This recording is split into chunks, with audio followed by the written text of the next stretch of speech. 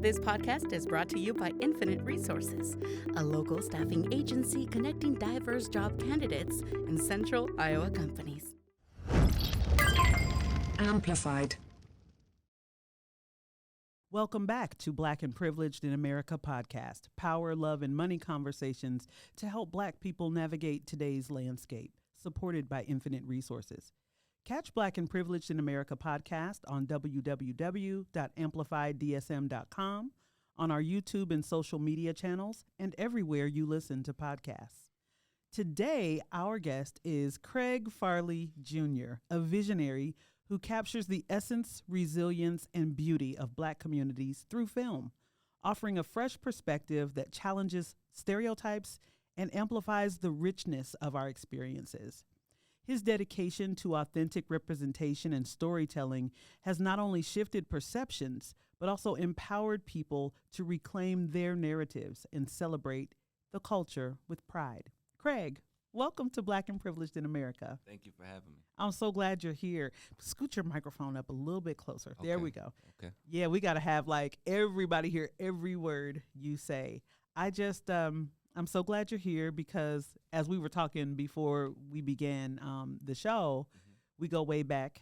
Absolutely. And so I have been an admirer of you for a long time, really appreciate your work. And so your work as, I don't even know what to call you. Like, I want to call you a filmmaker because that seems big enough, but it's almost not big enough for you. That sounds crazy to hear that, but a filmmaker is what I really want to be at some point specifically, but I don't want to limit what I do. Right. So that's why what you said also feels good as well, something bigger than that. Yeah, because I can't call you a videographer. No, you don't do. Started off as a videographer. Right. So tell us about your start.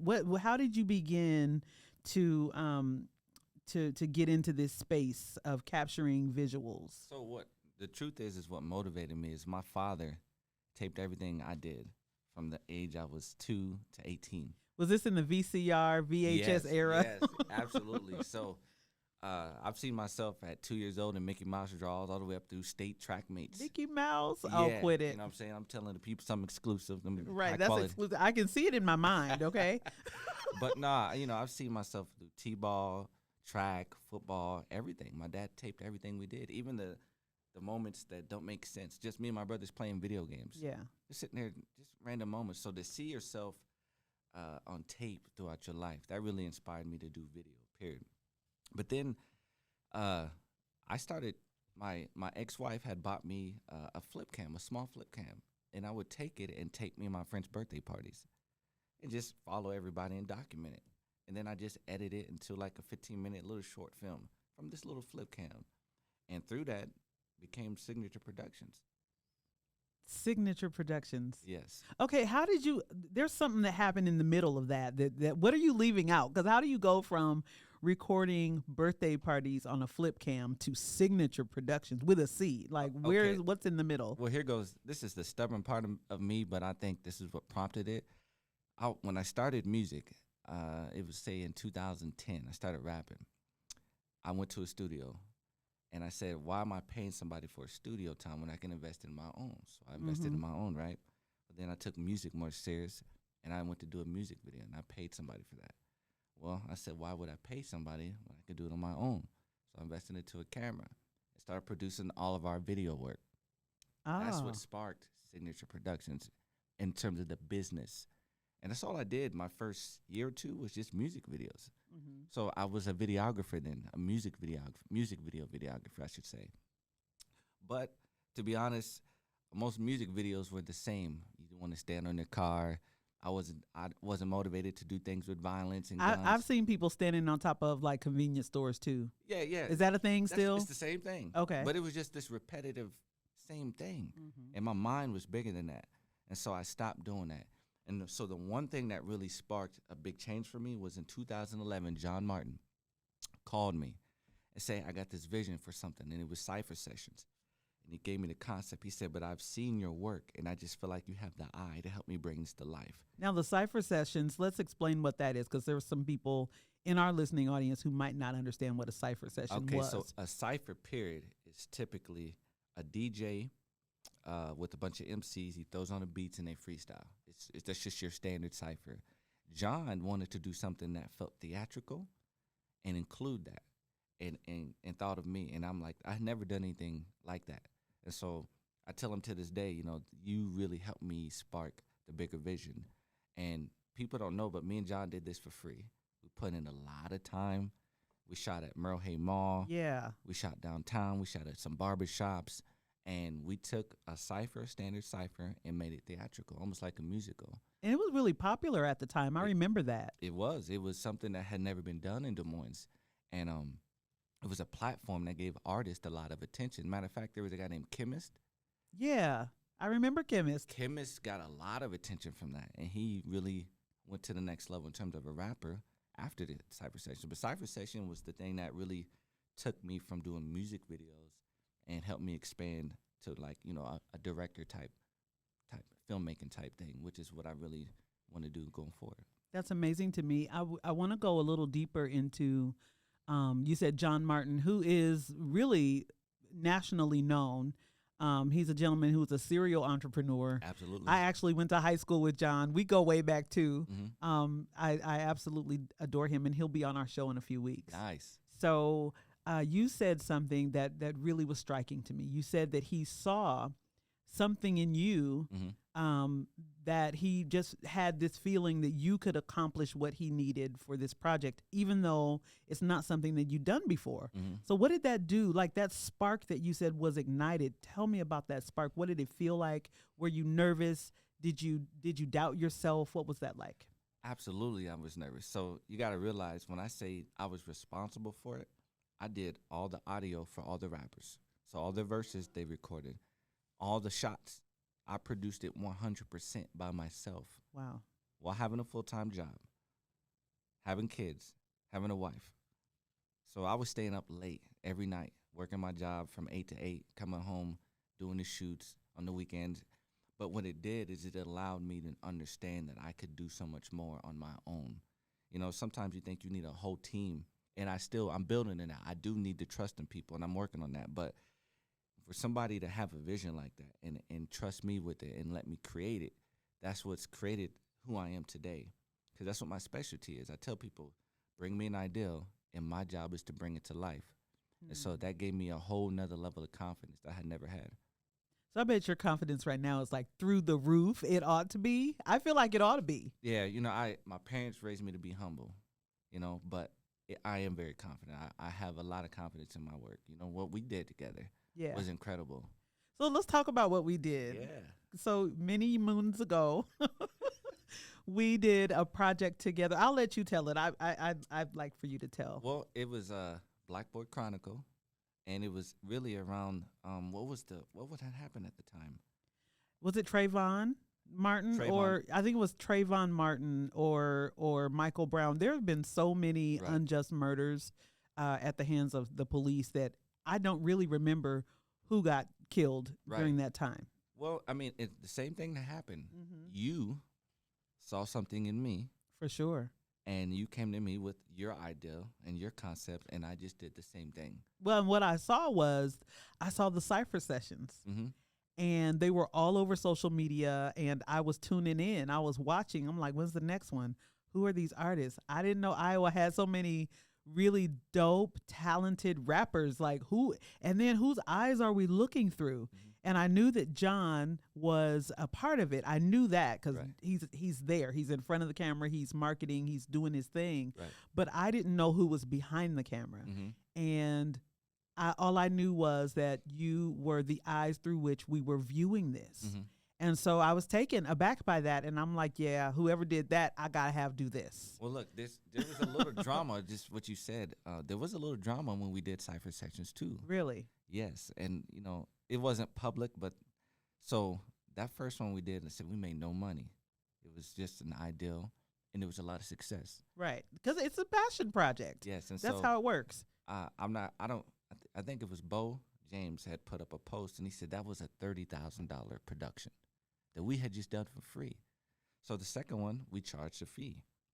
Now, there were some people who were on the previous one and that wanted to get back on it, but you wasn't going to get on for free. Right. Especially with pay that fee. Pay that fee.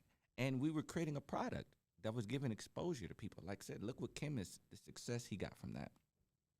And there were people that went and did their own cypher sessions to combat what we did, and it still didn't have the same effect. Right, I saw those too, and I was like, this is like a watered down B movie compared to this big thing that you guys created. We got a movie theater for the promo for the second one to start it off outside of great locations. Yes, we had a movie theater in West Des Moines we used just for the promo to introduce the rappers. So the money was used to escalate it and to put it on a higher level. Sure. You know, so just to talk about when you said cypher sessions, but there was a little drama there that happened the second time. Always. There's always drama, but it's really beautiful that despite the drama and whatever else may have been going on behind the scenes, that you all pulled off some really cool stuff that enhanced our city. Yes. As far as, you know, we're concerned in the Black community and in the music community. I think you did something that was really unique at the time, and I don't believe it's been duplicated since. No, it hasn't. And that feels good. I mean, we hope that it would have, but sometimes certain people come together and you can't recreate that unless it's the same two people. Yeah. So are there plans in the future for you and John to collaborate again? I don't know if it would be cypher sessions or something different, but if you did do something, I believe it would be magical. Trust, that man is busy. I've been busy, and we've talked about doing something again. We've actually talked about doing cypher sessions 3. Oh, wow. But you heard it here? But here's the thing. You heard it here. Look, here's the reason why. The music industry is different. Oh, yeah. We talked about this last week with our last guest, Smooth. People don't value lyricism and lyrics the way they used to. And that's what a cypher session in a nutshell is. It's more about your verbiage and your words. And people don't pay attention to that no more. Do you think that lack of creativity has something to do with the advancement of technology? Because, like, we have AI. I don't know if rappers are using AI to write their lyrics, but what is it? What is the deficit that we don't have that same type of creativity right now? So to me, I feel like I come from an era when people rapped, you would hear somebody and you would say, what can I do to stand out? Now everything's trendy. So there's a sound that works. Instead of artists coming in and saying, what can I do to stand out? They just repeat it. And so that's why songs don't have no lasting power on the charts, because you got a hit record, right? Sounds good. Then you get 15 other artists to do the same thing with the same format, with the same bar, cadence, and everything. And then that one hit gets watered down. And then people want something new again. And so there's no challenge in each other no more. It's not even a standard. It's like everybody accepts them being repetitive and sounding the same. Nobody says anything. So I think that's part of the problem. And getting AI, I mean, now you can, you know, we're in here, you can grab a laptop. Yeah. And you can do whatever, and create something. You can record a hit record in your car. I mean, it doesn't take much anymore to create music. So there's just no challenging of a different type of music anymore. Very interesting. I know it's kind of moving us a little bit forward. You were recently a part of the African American Leadership Academy, which is a Black leadership development group in Central Iowa. And what they do is they work with Black people who are rooted in their communities and want to help achieve a level of equity in whatever their field is, and give them the tools and resources to be able to make really impactful, positive change. And I was a fellow. I am a fellow of the 2019 CAT class. Yes, right? Yeah. And for me, I found it to be a very enriching experience. But what they do now, I mean, they've come so far along in their ability to really propel Black leaders forward. So tell me about that experience, being a part of the Leadership Academy. What prompted you to apply for it, and what was that journey like? So I have to give credit to Ladylike, Lindsay White. Oh, Lindsay Lovelace now. Yes. She had suggested it to me. She said, hey, there's a program, and I think you'd be a good candidate. So she's the one that even got it on my radar. So I have to give her credit for that. And so when she sent that, I looked into it, and Miss Margaret, who runs the program. Yeah, Margaret Wright. I went to high school with her sons. Oh, look at this community. Yes. So Richard and Mike Wright, and I went to high school with them. So we have this connection already. And then it's just at a prime time in my life where I wanted to grow and develop as a man. So anything that can help me become better, I was all about. So that's why I signed up for the program. And it did a lot to challenge me. It did a lot to get me out my box. It put me in uncomfortable positions that I wasn't used to. I got educated about some things in Des Moines, thanks to you and other great leaders coming in and educating us on the history of Des Moines. These are things that I don't think I would have ever known if I wouldn't have been a part of the African American Leadership Academy. And things that it almost makes me upset that I don't know about it from my schools. Yeah. Well, and that's what I say, like, school is not going to, there is a certain set of curriculum that you are going to get, that any learner is going to get from school, that meets the criteria for you to graduate, period. Now, whether or not that's culturally responsive is a whole nother thing. And so that's one reason I'm really glad that the Leadership Academy does what it does. Yeah, but I'm 40 years old. The fact that it took me to being 40 to know some of these critical things is upsetting. Yeah. And it's my responsibility as a father to make sure my kids know. And because of the African American Leadership Academy, I know these things now. And I'm teaching my kids these things. But it just makes me scratch my head. I mean, we understand where we are, the percentage we represent. But it's upsetting to know that there's so much critical information about Des Moines that we don't know, that we're not taught. But the African American Leadership Academy was an opportunity to develop as a man, and also to help expand my brand. And that's something they told me.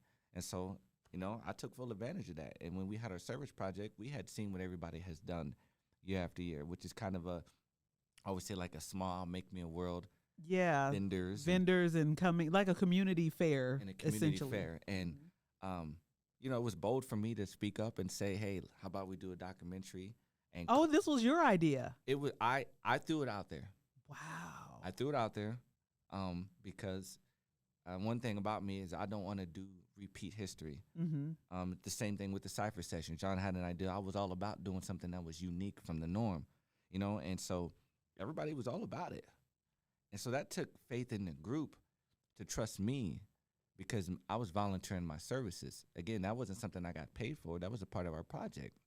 And it was a group effort. There was a lot of people that had ideas, but they trusted me to take our vision as a group and bring it to life. And that's what happened. I think that's so cool.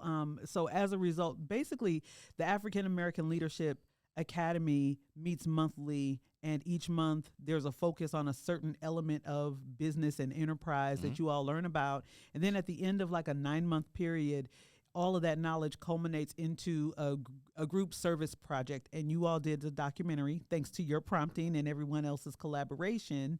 And your group was made of a vast array of different fields represented. So we have, of course, you with film. I know there was some health and mental health clinicians. Yep. There were people across the gamut. And so the documentary that you came up with and that you all produced was called Through the Lens. Tell me about that. So right now, obviously, mental health is something that is important and is hot right now. And so the group, and Corey Lewis, he's a mental health advocate. And his focus, he brought that up, the ideal. And it's crazy how it started off was we really wanted to talk about guns. Oh. And gun safety. And we were going to do it with youth and kids and talk about mental health on that side. And after conversations throughout the group, everybody just decided to focus on adults and the mental health side. But we didn't want to, we didn't want to stick with just the things that are sad. That's why we had such a diverse group of people. We didn't just want mental health specialists talking. We wanted entrepreneurs and people who live the same lives that we all can relate to talk about that. And that's what makes it so relatable, is that you don't just see just the specialists, the people with the high-end knowledge. You just see your everyday person who has a job and wife and kids talking about mental health and the things that they need to do. And so it's created this. And all of the people in your film are Black. Everybody. That is incredible to me, that you have such a wide-ranging set of perspectives talking about mental health, and they are Black. All Black, male, female. Everybody's having success in their own shape or form. And I keep telling Corey and the group and everybody that when we created the project, you have this idea of what you want it to be. But what's happening now, we didn't expect that. I want to say the reception we've been getting from people it's just been unexpected at all. I mean, we got people from the military coming up and saying this was therapeutic for me to see somebody who looks like me on screen talking about mental health. It makes me feel comfortable. I mean, we've had 70-year-old white men coming in saying it made me feel. So, you know, while it is unapologetically about the black people in our community, it's relatable to everybody. And it doesn't feel like you can't be a part of it. You know, the viewings that we had at the varsity, there was like 55 people that had pre-registered. There was about 75 to 100 people there. Impressive. And that's impressive. Yeah, and the amount of attention that it's getting right now has just been unexpected. Are there more screenings planned? Because I know there was one at Grandview University. Mm-hmm. Are there more planned? I hope so. There's this Friday and Saturday. I have to get the information, but there's a Big 12 conference that we're part of. There's 2 more. One Friday, I think at 9, and another one at 10. On Saturday. So yes, there's still, and here's the real thing about it. We had 2 months to produce this. Wow. Okay, that's not much time. And that's done. It's 37 minutes, and what you've seen is only 30% of the content that was actually captured. So you have more footage to work with for something else? Is that what you're saying? Well, we're thinking about a part 1. Ah. There was a complete men's discussion we haven't shown. There was a complete women's discussion we haven't shown. There's a lot.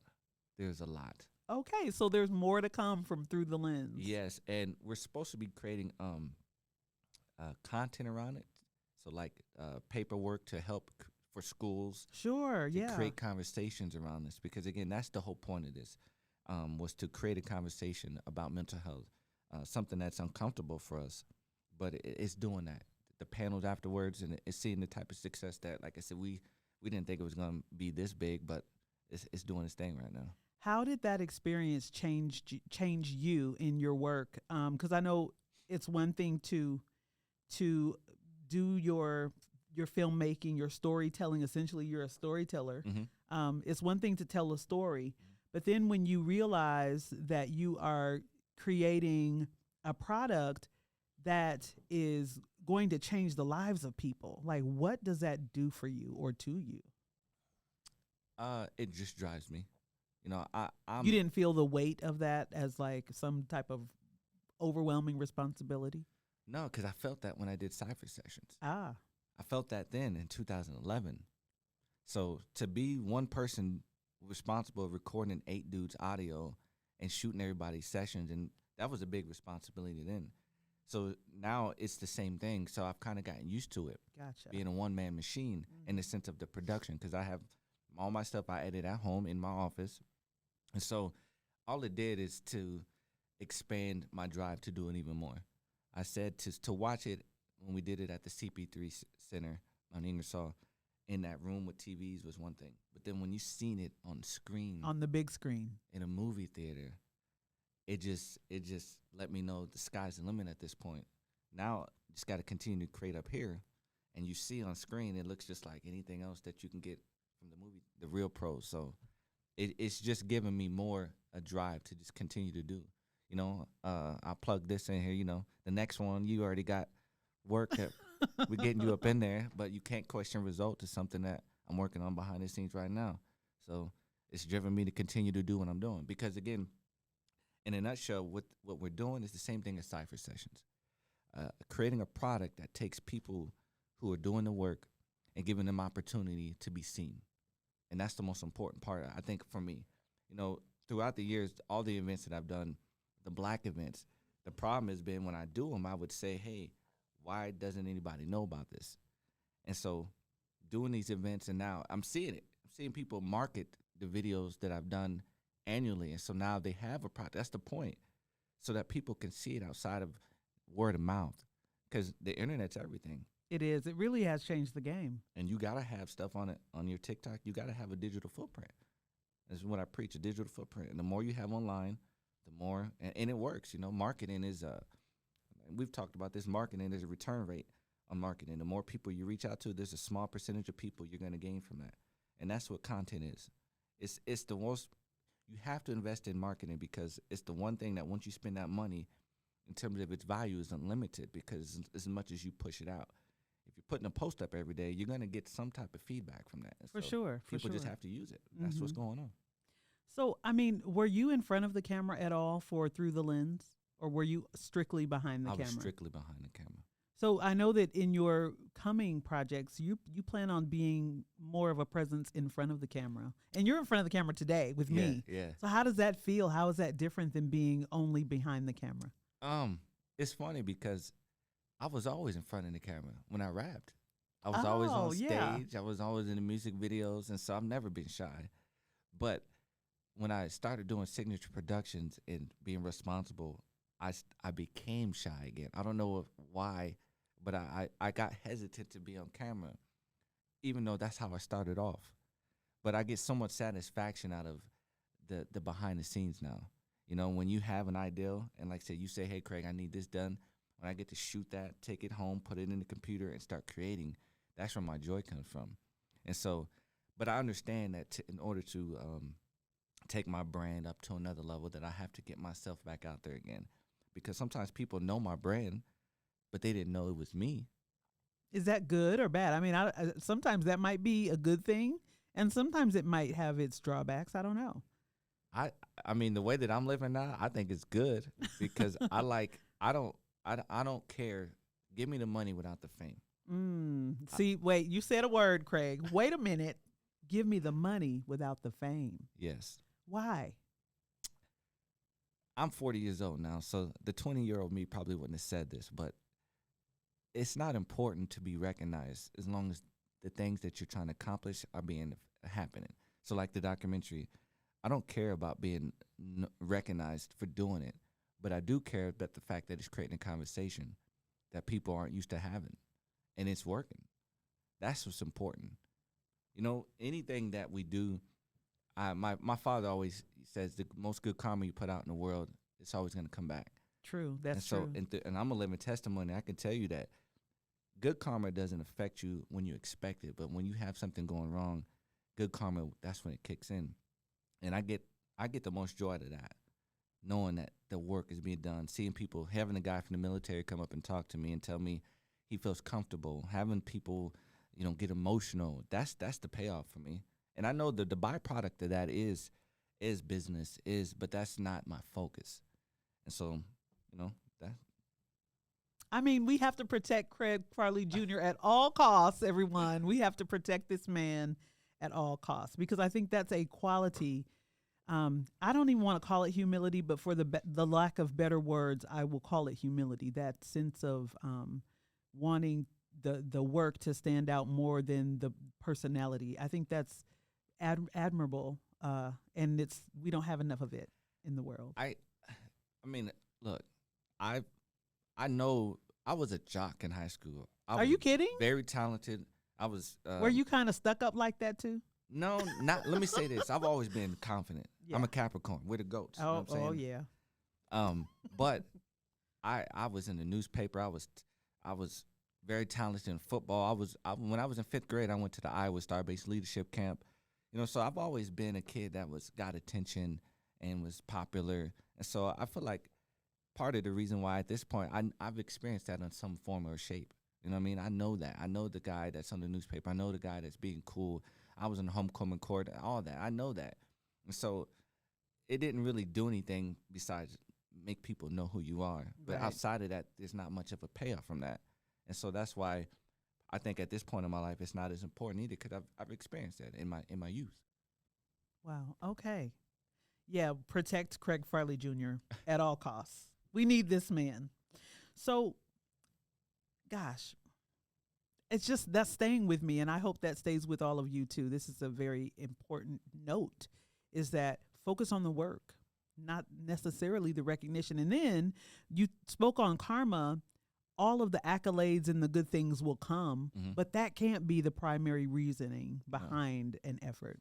So tell me, Craig, about the influences outside of the film industry that inspire you right now in your creative process and in your vision. I know you mentioned your dad filming you as you were growing up. What other outside influences have really poured into what you do right now?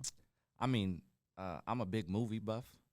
You know, so like movies like Boys in the Hood, Oh yeah, Acquitted. Menace, Ricky. Menace to Society, you know, Love and Basketball, Okay, so classic black films. classic Love Jones. Come on Oh now, yeah. Love Jones. Those things, I always was drawn into those movies. And so even just now to see people be creative with their phones, because, you know, when you need professional work, you come to me, but these cell phones are trying to take business from us because they got 4K. And so people are doing creative stuff everywhere. And so, excuse me, it's constantly making me have to challenge myself, because you can't just stay stagnant if you want to survive in this game. Mm-hmm. You know, you got to find a unique way to stand out. And so, you know, the African American Leadership Academy, I had never had a slogan.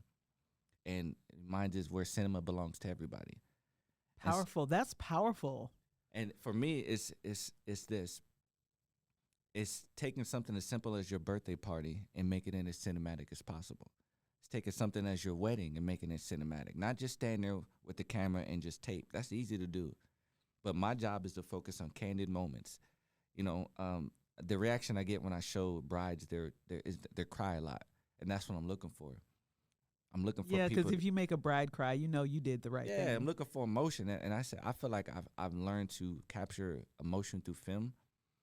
Like the music is one of the most important elements, and I'll sit there for 45 minutes before I select some music, 45 minutes to an hour, because you literally have to watch it and feel it and see what makes sense. So just everything, I draw inspiration from everything, and I just want to stay relevant, and I know I can't stay stagnant and be that way. So I just keep trying to find ways to grow and develop and stay relevant. Yeah. What does success look like to you personally, and how do you measure it in your life and in your career? Like, you're doing amazing things, and I know that as a result of the projects that you embarked on with the Leadership Academy and the projects that you're working on now, I have no doubt that, as you said, the sky is the limit for you. Mm-hmm. What does success look like? How do you know you're there? I think that success is this, what I'm doing now. People recognizing it. So like when we do a documentary, no matter how much effort you put in that, if people aren't watching it, if people aren't talking about it, then it doesn't mean anything. And so success is that, to me, is people talking about my brand, people talking about the work, people talking about the mental health, people wanting to, hey, what's coming up next? That's success. The word of mouth that gets created from the projects, that's what success is to me. I'm not going to say the money, because, again, that's a natural byproduct of anybody that's talented. If you have a skill and you're good at it, whether it's through entrepreneurship or a company, they're going to recognize you, and then it's your job to demand the pay that you're supposed to get. But to me, success from anything is when people are embracing what you're doing, and that's what success looks like for me. What's been the hardest part of this for you, filmmaking and storytelling? Because I know it can't all be roses. There are thorns to every rose. No. It's the time that it takes, because editing there's nothing quick about it. You know, you go shoot a wedding, and I'm there from 8 o'clock in the morning to 10 o'clock at night. You got to get those moments. And I have to watch everything. And so that takes a lot of sacrifice. You know, I've been in the corporate world for 15 plus years now, and having a love life and children. You know, I'm not just a father that gets my kids and then, you know, they're doing their thing. No, I spend time with them, and I value that. And so it's finding the time to do what it takes to make my stuff great, and that takes sacrifice. So, I mean, I'm up late. I spend my time with my kids. I do my job. I'm in my love life, and then I stand up. So it's just a lot of sacrifice and discipline, because it's very repetitive and it's slow. Like I said, there's nothing quick about editing. It takes a lot of time, but that's what brings me the most joy, though. And like I said, popping that card in there, seeing the content and starting to create. That's beautiful. Mm-hmm. I think knowing what success is, I think it's like beauty. It's in the eye of the beholder. Mm-hmm. So I always encourage people to know what success is for you, so that when you hit it, you know you made that, you hit that mark, and maybe it's time to set a new goal after that. So what's your next goal? What is coming? Because it has to be an ebb and a flow, right? Yeah. So what do you see that's next for you after you hit that mark of success? So the documentary and seeing it on screen, the next thing is actually trying to do a film, an original film. Oh, that's amazing. That's the goal. Yeah. You know, Tyler Perry obviously has his own studio, and he makes great. He's got one right now that everybody's talking about. What's that one with the Mea Culpa? I was watching it last night. I haven't seen it. I I've fell heard asleep. mixed reviews about it. But Do you like Tyler Perry? yes, Come on, be honest with me, because we have in the cultural context of being African American, he does utilize a lot of stereotypes, a lot Yes. of racialized tropes yes. to deliver a message. What do you think of that kind of filmmaking? Let me say this. There's some things that I enjoy and some things I don't. You know, everybody Yeah. has something. That's why you have options, right? Yeah, I'm for not going to sure. always want your food because some of your stuff ain't good. But sometimes you do the cornbread good, but your mac and cheese might be bad. Bad mac and cheese is Yeah. just ooh. Yeah, but But I here's got what I think about Tyler Perry. When he sticks to his funny, is good. The Medea thing is good. But then some of his movies, it gets real corny to me. There's just some stuff that's corny. And I stick away from that. Those are the moments where, you feel like, when you watch something and somebody's embarrassed and you kind of feel embarrassed with them. yeah. He has moments like that in movies where it's just like it's extra corny. But I think he's evolving just like anybody else. He's learning at the market. He's got to change. And like the new movie, again, the reviews I'm hearing is that it's really good. And it seems like he might be figuring out another way to not be so corny. Okay, that's what I hope for. I mean, I don't want to see any of us fail. I don't. And I think one thing that Tyler Perry does well is he straddles that fence of intersection where race and work collide. I Right. think he does that well. Can you share a time when your race, being an African American, being a black man, has intersected with your work in an unexpected way? In my work, In your work as a storyteller? no, I haven't dealt with that. Not yet? No, I Maybe haven't. not ever. Wouldn't that be something? I've dealt with it, and I have a story that actually kind of leads to my studio, but I have not dealt with that in my work yet.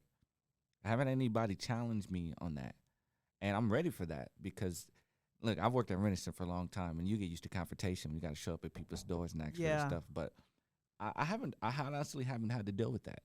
But the point I'm getting to is that when I was 17, me and a couple of my friends were over on Forest Avenue. And it was about 2 o'clock in the morning. We were staying at my house. It was me. I ain't going to say their names, but me and 3 friends. And we got pulled over. I had my license, registration, 100% legit. We got pulled out the car, guns drawn on us, all kind of stuff. And through that, we sued Des Moines. We sued the state. And we got a settlement. That settlement is how I got my studio. That's how I started with my group. Let me shout out Demise Entertainment. That's what we were back in the day. But that's how I started. That's how I got the money to start my studio.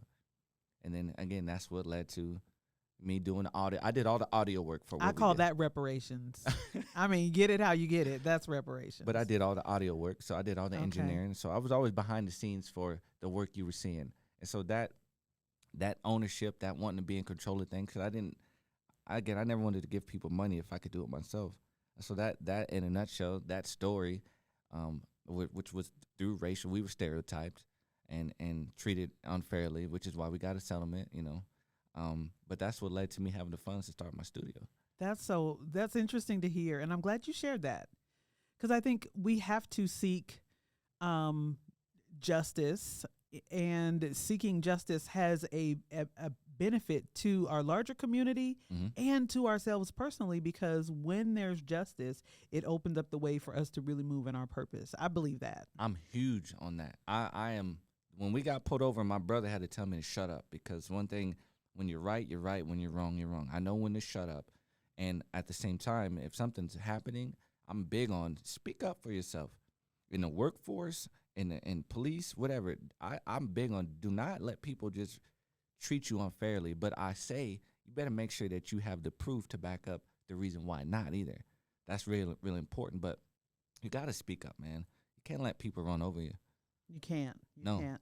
Has there ever been a time when you felt pressure to represent Black people in your filmmaking and be authentic while still being your individual self as far as being creative? Because I know, like, I don't know if you have any clientele that are non-Black, but have you ever felt pressure to really like super represent Black people, or is that not a deal for you?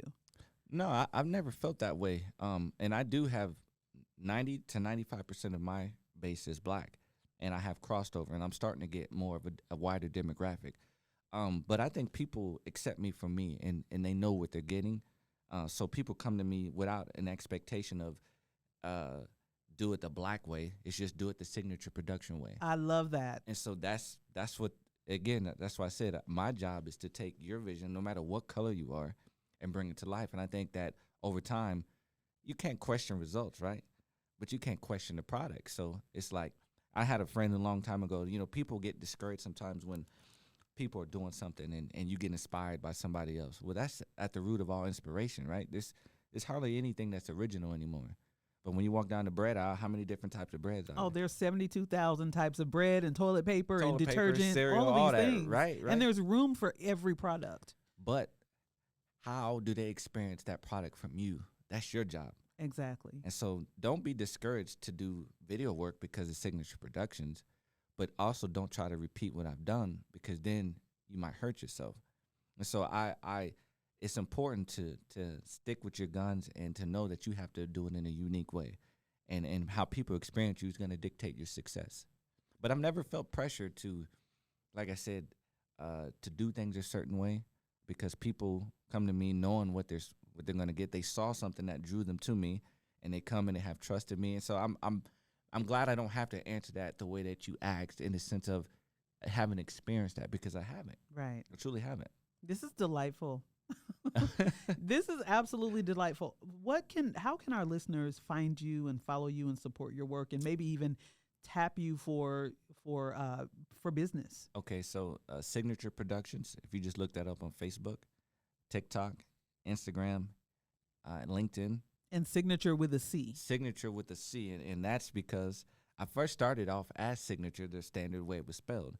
And then I'm like, man, well, C is my initial, my name. Right. And then I just threw it on the front, and there you have Signature Productions, according to me.